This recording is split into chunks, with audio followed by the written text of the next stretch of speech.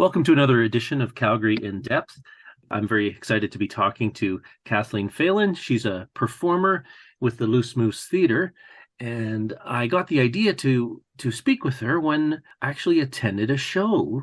It was about 10 days ago, and I took my son Sammy to see Treasure Island, in which you were playing the Squire. Yes, and a few other parts. I was the Squire, Squiggly Pete, Blind Pew, and Ben Gunn. Yes, and I know some of your fellow performers also played multiple roles, didn't they? Yes. Yeah, it was a fun show and lots of kids there. Yeah, they were getting very, very popular, especially towards the end there. We had some very big houses, which was awesome to have that energy back in the theater again for children's theater.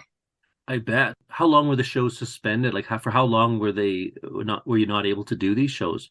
Well, this is our first round of shows back since 2020. So we canceled the last show. We usually do 4 shows a season, the last show going up in April. So the last show would have been in February 2020. So the Three Bears, which was just before Treasure Island, was the first show since then. So I guess we were on hiatus for about 2 years there.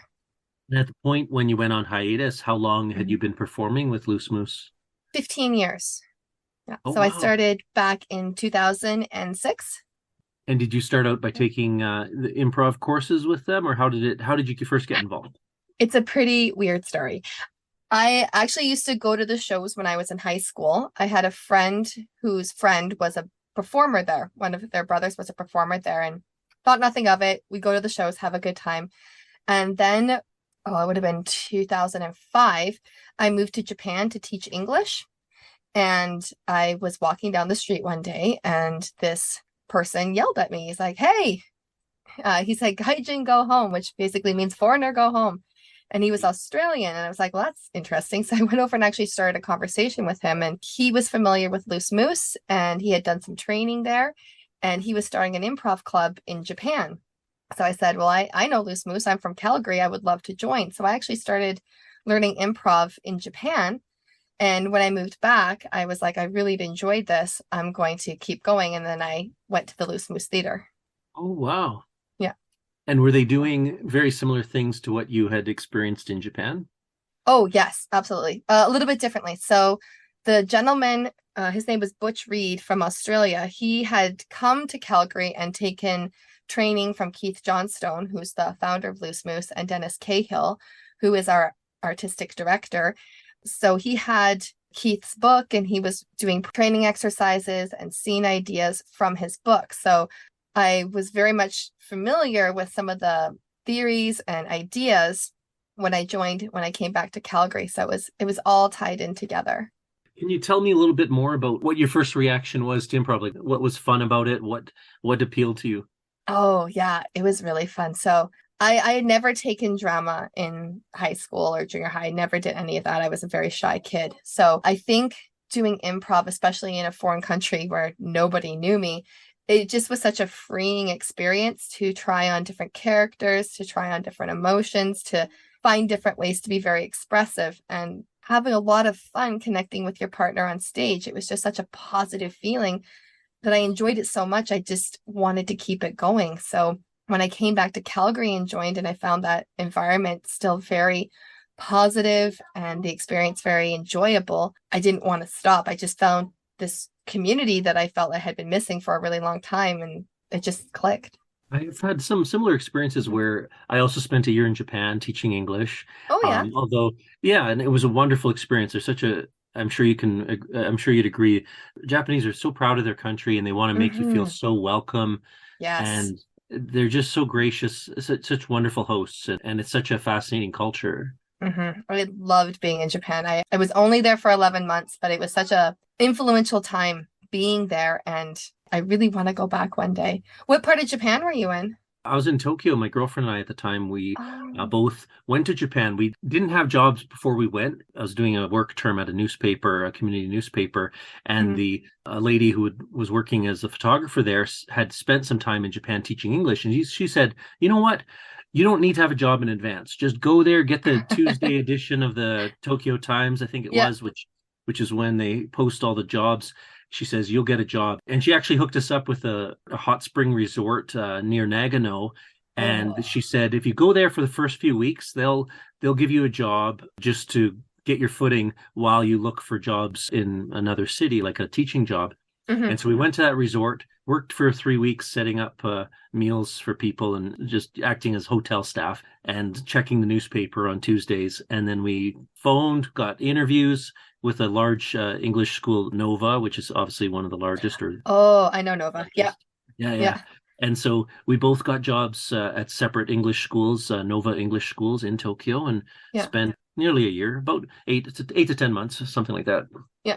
Wonderful experience. And we also, that same girlfriend and I, we were living in Victoria in our 20s, and we took an improv course. And what it was is 8 weeks of once a week, I think it was, we met with a bunch of other people to learn how to do improv. And then at the Mhm. end of it, we did a performance in front of like family and friends, like a big dinner with a performance. And a lot of us had never performed in any way before. But by the end of that 8 weeks, we had the confidence to perform. And I can relate to what you're saying that when you were a kid, you were shy, because I think I'm naturally quite introverted. But I Mhm. found the improv games and techniques we learned to be just so much fun. And like a lot of actors, I think, tend to be rather reserved or shy naturally, but it provides an outlet for this. They've had this internal dialogue, they've had all of these ideas all this time, they've had this desire to express themselves. They just never felt comfortable expressing themselves except around close friends. But now they have a Yes. new environment where it's like, hey, I can get a positive response from people and express these ideas I have in my head, and it can become quite thrilling and addictive. Oh, exactly, exactly. And that's kind of what it was like in Japan. We did this, I think it was probably around the same time, 8 to 10 week course. We put on a show, and just that sensation and that reaction from the audience just became kind of addictive. It was just so good, you know? Yeah, Yeah, that instant absolutely. feedback and Hmm. appreciation. And I think, I mean, I don't want to put down outgoing people because I'm sure many extroverted people are very creative and thoughtful and Mm. so on. But I'm biased because as an introverted person, I think Hmm. that it means I've spent a lot more time with my thoughts and I've read a lot. And it just gives you this resource, this deep well of ideas to draw upon if you've Hmm. spent a lot of time in your own head and not always expressing yourself outwardly. Hmm. And I found I was quite good at the improvising, and Oh, then it yeah. carries over into other parts of your life. And I wanted you to get a little bit into that, where Yeah. when you get confident expressing yourself, whether it's improv or acting or whatever, then a job interview or meeting somebody new Oh, or yes. whatever is a lot Yeah. less intimidating because you just know you can think on your feet. You just know you Yes. can deal with it. You also get really good at reading behavior, patterns of behavior, status, just watching your partner or watching that person that you're interacting with, and you get really good at looking for subtle signs. So you can react to their body language a lot easier as well. So I Mm. totally agree. I found job interviews to be far more relaxing, far more interesting, and able to like connect better with whoever I'm talking to because I have those skills to draw upon. For example, I'm a teacher now. Yeah, I went to Japan and I was an English teacher, and then I came back and worked in the corporate world and ended up going back to teaching in my 30s. And it was fascinating because I would go in for like a job interview and I could sit down and have a very good connected conversation or interview with teachers or principals or the staff that was interviewing me, whereas other people felt very, very nervous. And I was like, no, it's okay. They just want to hear what you have to say, and I can do that. And as a teacher, I've had many different opportunities to use my improv skills, whether it's in the classroom, just being flexible and being confident to think on my feet, or being okay to change directions depending on, how my class is reacting to whatever it is that I'm teaching, connecting well with parents. And then for a little while, I stepped away from teaching, but I was still working with schools. I was a STEM educator. So I would go into schools and I would present to teachers during professional development how to do coding or how to do robotics. And I would have to present to a room full of teachers, and having that performance experience and that public speaking experience from my training at the Moose really gave me, I would say, a little bit of an edge. So I could connect with my audience. I could feel the flow of a presentation. I could know when to make it funny. I could know how to interact with people so that I think they interacted better with what I was telling them, rather it just me be delivering a speech all the time. Yeah, for sure. And just to go back, so a Mm-hmm. week and a half ago, it's a 1 o'clock performance at the Loose Moose Theater at the Uh-huh. Crossroads Market. and I'm with my 4-year-old son. I'd say most of the audience was probably ages 4 to 10. Would you say that's where what the show was geared to? That That's particular show, generally who we Treasure gear Island. to. Yeah. Yeah, Yeah, that's our prime audience. Yeah. yeah, that's your prime audience for that type of show. hmm And it was a great, like a good crowd. Like it was, theater was mostly full and hmm lots of energy. And we were right there in the front row. And I have to say, like the performance, the show was over an hour, and my son and all the other kids, it seemed like you held their attention. And that's not that common to find something that can hold a 4-year-old attention, Yeah. for an hour. And I saw, like, not all actors, of course, necessarily, if they're doing scripted productions, they don't necessarily have an improv background. They might, but they might not. hmm But I saw some hints of the improv background. Like, for example, the show that we went to was Yes. one where I don't know how commonly this happens, but it was Uh-huh. the one where there was a parent and child who started to walk towards the exit on the stage left Oh, there. you were at that Yeah, show. I was at Yes. that one. And so they're Yes. walking towards this exit that they're not supposed to go out of. And it was Yeah. wonderful because you stayed in character, but you said, if you go out that exit, you can't go out that exit because you'll be walking the plank. So Yes. you go this way. And then you played it as though they're walking across the The ship. ship. And it was wonderful that you just kind of, you're unflappable in that moment. You just improvised a response, and it was hmm great. And I don't know if an actor who didn't have the improv background would have responded in such a natural way to that unexpected situation. Yeah, and I think that really goes to like how we develop the plays. So the play that you saw, none of that is scripted. Mm. So none of the children's theater, in fact, almost none of the plays that go up at the Loose Moose are scripted. The entire development process of that play is completely done by improvisation. Now, that comes all in the rehearsal process, and we find and we develop our lines, and we talk about, like, maybe we should try saying it this way, or try saying this, or make that shorter. And we develop our script through improvisation, and then we write it down. But we never once in my whole time at Loose Moose and doing children's theater have I ever picked up a script and had to memorize lines. Really And interesting. it's Okay. really, yeah, and it kind of is very flexible then, because you really get to know the intention of the character in the scene. But Mm. if something happens, you still know where you need to go, but you can improvise your way around like an obstacle or an interruption, or anything like that. So for example, another thing that happened, I guess not the show that you were at, is at one point as Ben Gunn, I'm wearing that big crazy wig, and I threw my hands up in the air, and the wig got caught on my wedding ring and went Oh. flying off my head. So I scrambled, I turned, and I was like, oh no. And the audience is roaring with laughter because that's hilarious, the unexpected. And I grab my wig and I go, oh no, Jim's gone. Where did he go? And he goes, no, I'm still here. I saw you lose your wig. Right. So Right. we can have those playful moments and still be able to carry on with the Mm. play, which is great. Yes. And that's And that, happened many yeah. times. Yeah. That reminds me that one other thing that happened at the performance we were at hmm was when Dennis, playing the second pirate, Long Oh, John Long John. Silver at Yeah. that point.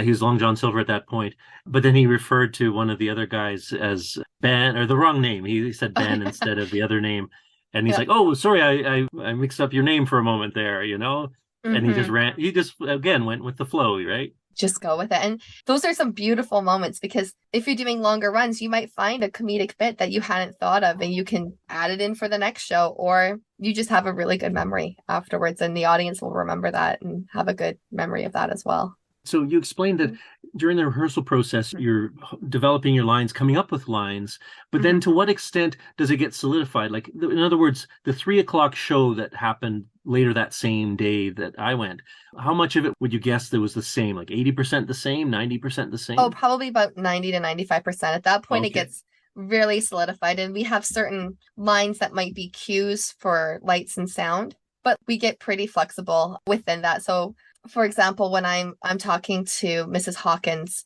and I'm telling Jim the story of my adventure and she interrupts me, I might respond differently every time. I just know I have to respond in a certain attitude towards her. Or Jim, when he comes up with Ben Gunn and they discover Long John Silver, he says something different every single time.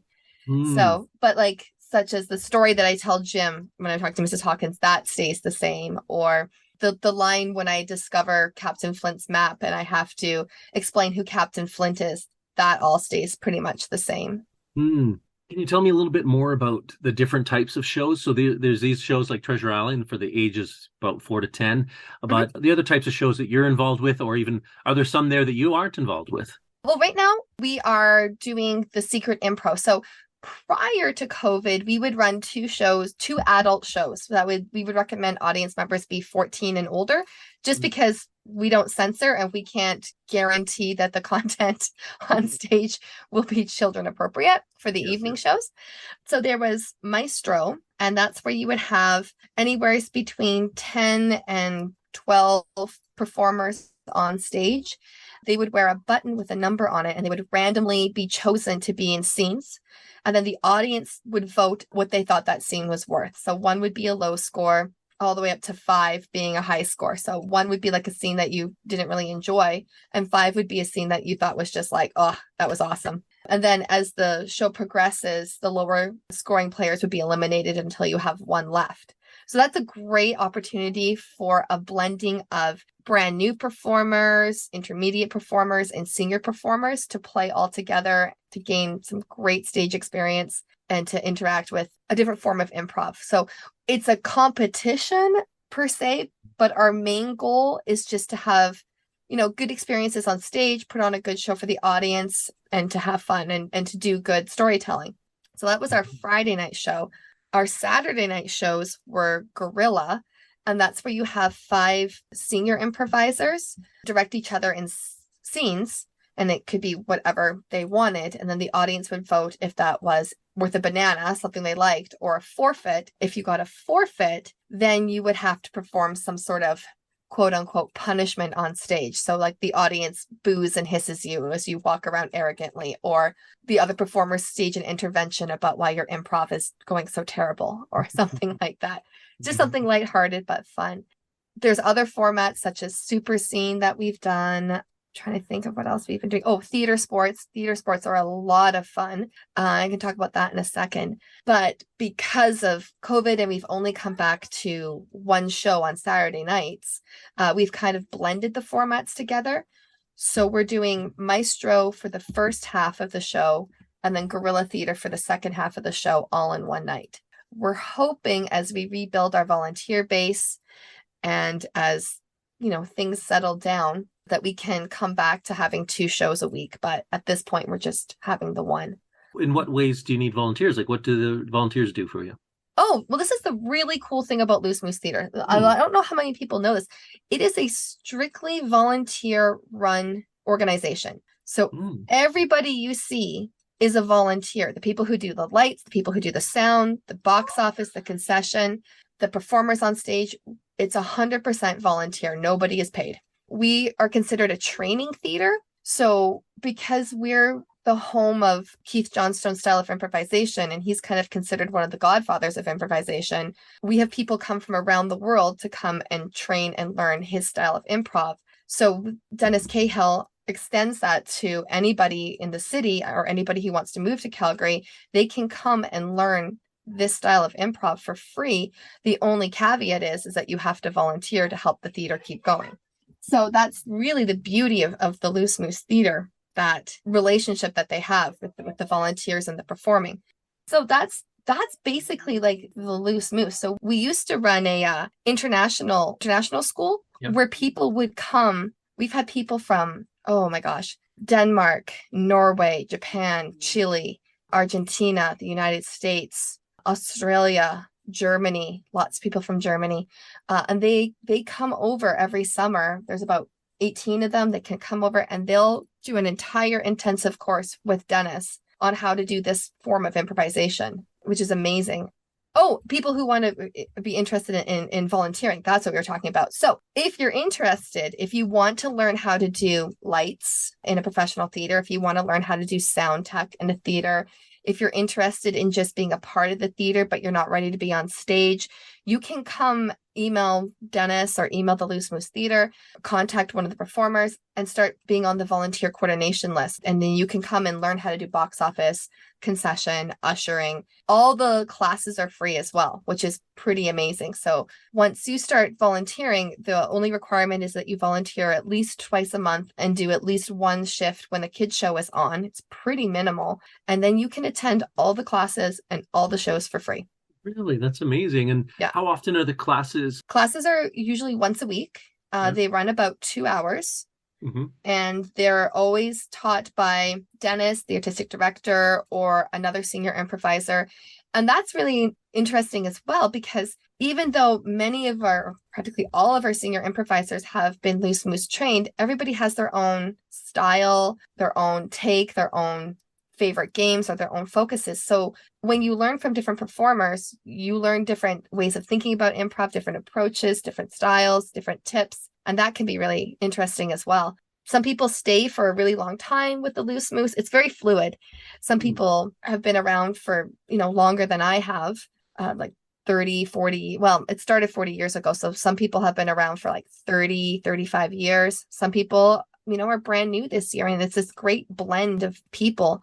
Some people stay, get a lot of really amazing training, and then they go off to pursue their acting career in different ways. And we've had a lot of very successful people come through the Loose Moose, which I think really stands to how good of a space it is for this type of acting and improv training. Right. Yeah. A couple of actors from Kids in the Hall and people who've gone on to other TV productions after training there. Mm-hmm. And there's some wonderful videos. I'd encourage anyone to check out videos where you have the founder, Keith Johnstone, explaining his methods. Dennis Cahill has a wonderful YouTube video up, or I'm sure multiple ones, but I checked out one particular one where he was talking all about the history of the Loose Moose. So there's wonderful information out there for anyone who wants to find it. Mm-hmm. Absolutely. Probably most recent one people would recognize is Andrew Fung. So Andrew was at the theater for a very long time, and then he went to Toronto to do Kim's Convenience. Right. And he played Kimchi, and now he has his own show, Run the Burbs, which is doing very well. But other performers, Rebecca Northan is a amazing actor and writer and director. She does a lot of theater. Right now, her and Bruce Horak and Ellis Lalonde are doing based on improv, but a show called Goblins. And it's basically goblins doing Shakespeare. And it's gotten incredible reviews in Calgary and Toronto, and now they're going to Stratford.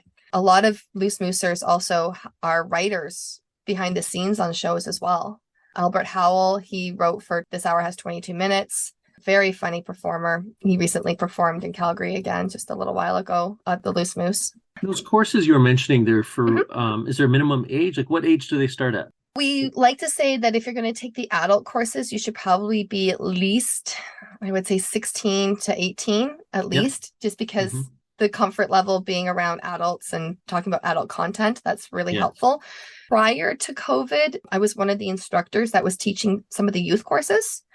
So the youth courses started from grade 4 or age 9 up to 14. And then we had a high school level course that was 14 to 18. So those were very popular, very great for kids. Learning improv for kids, having that ability to gain confidence, to do teamwork, to connect with others on stage is such a confidence builder for those students, especially the ones that might not feel, how do I say this? That don't always fit in or just a little bit quirky or just looking for ways to express themselves or have lots of energy and they want to put it somewhere or love drama or love acting. This is a great environment for them. We're hoping to get to a point where we can bring those programs back. Those are paid programs. The Loose Moose does run adult courses. I don't know if they're up and running yet, but we were running adult courses. So if you weren't quite ready to take the volunteer step and you wanted to see what it was like, we did have some adult courses that you could come and check out for a few weeks. And then if you were like, oh, I really do enjoy this, then you could transition and join the company. That's cool. Yeah, lots of different possibilities. And I was curious to hear more about the types of characters you most enjoy playing. Oh, I love playing villains. Villains are my favorite. Oh, yeah. Yeah. When I do kids theater, like if I can play a villain, I'm like, yes, because that is fun. You get to explore some very different character choices and you get to really push the limits of how scary you want to be. That's a lot of fun. When I'm just doing regular improv or like adult shows or maestro, it's whatever you feel like. Sometimes I base it on what I've been reading. So if I've been reading a lot of British literature, I might try some accents. I'd like to work with status. That's a lot of fun. So like playing a low status character versus a high status character, that can be really, really fun to try on. But yeah, like just trying on different people that you see around you, being like, I'm going to play my mom tonight, or you know what, I'm going to play that coworker tonight, or whatnot. That can be a lot of fun too. But mostly if I'm doing kid shows, yeah, villains are a lot of fun. Does the technique change a little bit based on who the audience is? Because when I, watch videos by like the one by Dennis Cahill, and he's talking about how, actually Keith Johnstone recently, when I was watching the TEDx talk he did, and he talks about, not trying to be funny, and you should just be authentic in the moment and respond naturally to what's happening. And yet, does the rule change a little bit if the kids are the audience, and there you can like try to be funny and ham it up a little more and play to the audience and go for the laugh in a way that maybe you shouldn't do so much if it's an adult audience, where you want to give a little more meat to the performance, if I can use that term? Yes, I think that is pretty fair to say. So when we're performing with the children, we want to have like bigger reactions. We want to find ways to connect with them, because I think they love that. They love to see you express. They love to see you react. They feed off that energy, and they can follow the story a little bit better because they understand the emotions that the characters are showing. So yeah, we do like to do that sometimes. Absolutely. Do the kids ever surprise you? Like, do they try to get into the show or shout things at you? Sometimes they try to get into the show, depending on which show it is. What was it? I think it was Little Red Riding Hood. Years ago, I was playing Granny, and I think some kids like sometimes would try to come on stage. It's like, no, go sit down. But yeah, you never really know. It just totally depends on the audience, what they're going to shout out at you or when. In Treasure Island recently, there's the scene where Jim is hiding in the apple barrel. And you think that the audience would be on Jim's side. I mean, he is the protagonist and the hero of the show. But no, the pirates come out, Jim's hiding in the apple barrel, and they're yelling. They're like, he's in the apple barrel. He's in the apple barrel. Sometimes we just have to be like, it's okay. I don't really think that's true, but I just have to hang on here for a second to try to get through this scene. And the pirates aren't supposed to discover him in the apple barrel, so they have to pretend they don't know this, right? Exactly. So you have to figure out, like, thank you so much. Yeah. And you can't really tell an audience to be quiet after you've encouraged them to talk to you, right? So we break that fourth wall. Once it's broken, you never know when it's going to have something added back at you again. So have you ever tried to play a character that you found really a challenge to do? Oh, probably in like regular scenes. We kind of call improv a little bit like tissue paper theater. Sometimes a scene goes good. Sometimes the scene goes bad. The scenes that go bad, you just kind of like, just let it flow away. You're just like, well, that happened. Let it go. It's kind of like what Ted Lasso says, be a goldfish. Sometimes being an improviser is like being a goldfish. It's like, well, that didn't work. You just have to forget about it and move on. I see. So like act like you have a 5-second memory, like goldfish purportedly do. And Purportedly, yeah. Purportedly, yeah.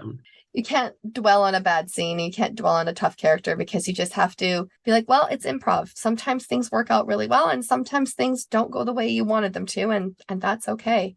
The toughest character I think I ever played probably would have been when I did the Three Musketeers. That was a really fun show. It was the first time we had ever done it. I was playing the villain, but I think it was my first time playing a villain. So I hadn't really picked up on how far I could push my character. So that was one that was really interesting to try and figure out and get to know that villain a little bit more. That show was a lot of fun, though, because we actually worked with swords, like real foils. So we had to learn more stage combat and more sword fighting. And at one point, I had to fight 2 people at the same time. So I had to really focus and concentrate on what I was doing and practice that. So that was a really challenging role. Yeah. So the Treasure Island show, is it still going right now? No, it's wrapped. It's all done. We did our last show on Sunday, but the next show will be Little Red Riding Hood again, and that will be happening in February. Oh, perfect. Okay. So in February, parents can take their kids out to see Little Red Riding Hood. But on an ongoing basis, you have the weekend shows for adults, or at least age 14 and up. Yes, and we have one more week of that. So this coming Saturday will be the last week of that. And then we transition to our Christmas shows or our holiday shows. So we have 3 weeks of those shows. A little bit different for those shows this year. One of them will be a very Terry Christmas, and that will be based off of the Foo Bar character Terry Cahill. Okay. And he will be coming and doing a Christmas special at the Loose Moose, I believe, with singer and performer Tara Hazelton, who's in Foo Bar 2. She will be coming down and performing as well. And then the other show is currently under construction. In past years, we've done kind of like a pantomime version of A Christmas Carol, which we call A Christmas Carol, based off of the Dickens Tale. But this year, we're doing it a little bit differently. Instead of basing it off A Christmas Carol, we're doing the after story. So what happens on Boxing Day, based on some of the characters that have been developed over the years of doing A Christmas Carol. So that is a brand new performance that will be coming out this holiday season. Very cool. And as you mentioned, of course, the improv courses for adults are ongoing, and the kids ones might get started up at some point, perhaps in the new year, right? At some point, I imagine Perhaps the in the new kids year. courses will be offered. The only thing we have coming up for kids right now, in March, we are going to have the Calgary High School Improv Tournament. And this is also a long-standing tradition at Loose Moose Theatre. A lot of performers from Loose Moose and other places have participated in this tournament. So it is a invitational tournament. We're opening it up to 8 different high schools who have been with us in the past. We're just trying to keep it small right now because of, the illnesses and COVID, and because we haven't done it in the last 2 years. But we invite 8 different high schools and their improv teams to come and perform in a tournament style production over 3 days. And it's totally free. It's great experience for high school students, and it's been just a very successful program in the past. So that will be happening in March. Wonderful. And I think it's so important, like, especially after this 2 years of COVID, where we've had, for very good reasons, to be separated from each other and not a lot of opportunity to connect with others or to express ourselves in creative ways. I think these opportunities to view improv and to participate in it are just more important than ever. Absolutely. Oh, absolutely. We just want to make sure that everyone is safe and feels comfortable, but we just totally understand that need for community and connection. And for us, we do it through storytelling. Yeah, and I can tell you how much my son enjoyed the show the other day, and I could see how much it just felt like this was just so needed. Like, we need to reconnect with people. We need to express ourselves to each other. We need to tell stories, and Loose Moose is right there in the center of it. They've been doing it for 40 years, right? And I think you're more needed than ever as we get hopefully back to normal. Yes. Or as normal is now. So normal is as normal. Yeah, exactly. The new normal. The new normal. Yeah. If anyone's interested, they're welcome to check out the website, which is just loosemoose.com. We have all of our classes posted there. Our show schedules are posted there. And if you want to see what it's about, it'd be great to have everyone come out and check out a show one day. Thank you, Kat, for taking some time to talk with me. It's been a lot of fun.